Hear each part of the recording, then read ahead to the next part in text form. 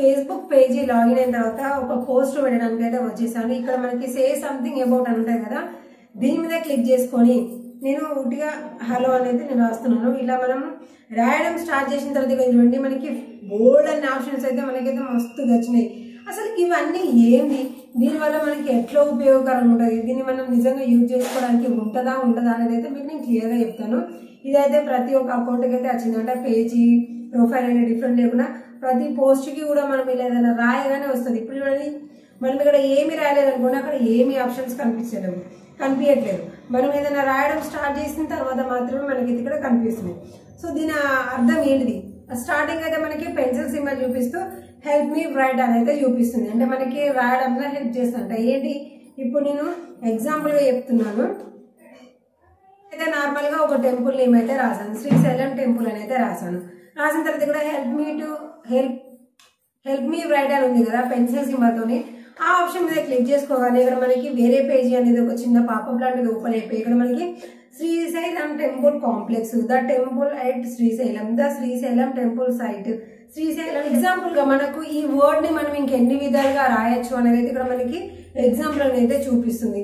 అంతేకాకుండా ఇక్కడ మనకి పక్కకి మనకి ఇమేజ్ అయినా చూపిస్తుంది కదా, దీని మీద క్లిక్ చేసుకుంటే మనకి ఏదైనా టైప్ ఆఫ్ ఎక్స్ప్రెషన్ తో ఏమన్నా కావాలి అంటే కూడా మనం ఇక్కడ నుంచి చూసుకోవచ్చు. అంటే ఇప్పుడు ఫన్నీ అని పెట్టారనుకోండి, దానికి సంబంధించిన ఇమేజెస్ వస్తాయి. అంటే మనవి క్రియేట్ చేయడానికి ఉండవు. సో ఇక్కడ మనం సెర్చ్ చేసిన దాన్ని బట్టి అక్కడ వచ్చే వాటిని బట్టి మాత్రమే మనం సెలెక్ట్ చేసుకోవడానికి ఉంటుంది. ఇక్కడ మనం ఏదైనా ఒక ఫిలింగ్ కి సంబంధించింది అక్కడ ఎంటర్ చేసి పైన ఆరో మార్క్ ఉంది కదా, దాని మీద క్లిక్ చేయగానే ఆ సర్చింగ్ అయిపోయి పైన మనకి ఏ ఇమేజెస్ అనేది కనిపిస్తుంది. చూడండి ఇక్కడ మనకి చాలా రకాల ఇమేజెస్ అయితే కనిపిస్తున్నాయి. దీన్ని కూడా మనం ఎడిట్ చేసుకోవడానికి ఆప్షన్స్ కూడా మనకి చూపిస్తుంది. అంటే దీన్ని ఇంకేదైనా చేంజెస్ చేయడానికి అలా మనం కూడా సెలెక్ట్ చేసుకొని ఇలాంటి పోస్ట్ అని కూడా మనం అయితే పెట్టచ్చు. మన ఫొటోస్ కాకుండా నార్మల్గా ఏఐ నుంచి వచ్చిన ఫొటోస్ మాత్రమే ఉంటాయి. అలా ఇంకా పక్కకి చూసుకుంటే ఇక్కడ మనకి ప్రొఫెషనల్ అని చూపిస్తుంది కదా, దీని మీద క్లిక్ చేయగానే అంటే పైన మనం రాసే టైటిల్ అనేది ఒక ప్రొఫెషనల్ గా ఎలా రాయాలి అనే ఎగ్జాంపుల్స్ కూడా మనకి ఇక్కడనే క్లియర్ గా చూపిస్తుంది. మనం కనుక వాటిని సెలెక్ట్ చేసుకున్నాం అనుకోండి, ఆటోమేటిక్ గా మన టైటిల్ కూడా క్లియర్ గా ఒక ప్రొఫెషనల్ గా మన టైటిల్ అనేది చేంజ్ అయిపోతుంది. కింద కూడా మళ్ళీ పక్కకి ఇంకొక ఆప్షన్ వచ్చేసి ఫిక్స్ గ్రామర్ అని చూపిస్తుంది కదా, దీన్ని క్లిక్ చేసుకుంటే అంటే ప్రతి ఒక్కరు అన్ని కూడా పర్ఫెక్ట్ గా రాయాలి కదా, కొన్నిసార్లు మనకి స్పెల్లింగ్ మిస్టేక్ పోతుంటాయి. మనం చూసుకోకపోవచ్చు, మనకు దాని గురించి తెలియకపోవచ్చు. మనం రాసే దాంట్లో ఏమైనా గ్రామర్ మిస్టేక్ ఉంటే కూడా దీన్ని సెలెక్ట్ చేసుకుంటే ఆటోమేటిక్ గా కింద మనకి ఆప్షన్ చూపిస్తుంది. వాటిని సెలెక్ట్ చేసుకుంటే ఎలాంటి ప్రాబ్లం అంటే స్పెల్లింగ్ మిస్టేక్స్, గ్రామర్ మిస్టేక్స్ అనేది ఏది కూడా లేకుండా మనకి క్లియర్ కట్ గా ఇక్కడ మన టైటిల్ అనేది రాస్తుంది. అలాగే దాని పక్కకి షూటర్ అని, ఫన్నీ అని, హార్ట్ ఫిల్ట్ అని, ఇన్స్పిరేషన్ అని ఇలా మనకి ఒక్కొక్క ఆప్షన్స్ ఉన్నాయి కదా. సో ఇవన్నీ కూడా మనము పోస్ట్ పెట్టేటప్పుడు ఎన్నో మిస్టేక్స్ చేస్తుంటాం, పర్ఫెక్ట్ గా మనం పోస్ట్ అనేది పెట్టలేము కదా.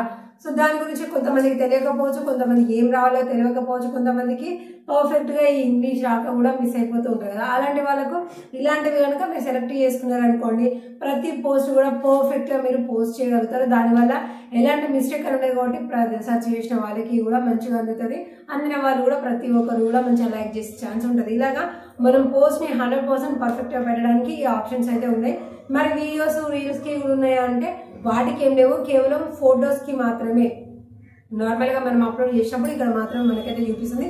మీరు కూడా చెక్ చేసుకోండి.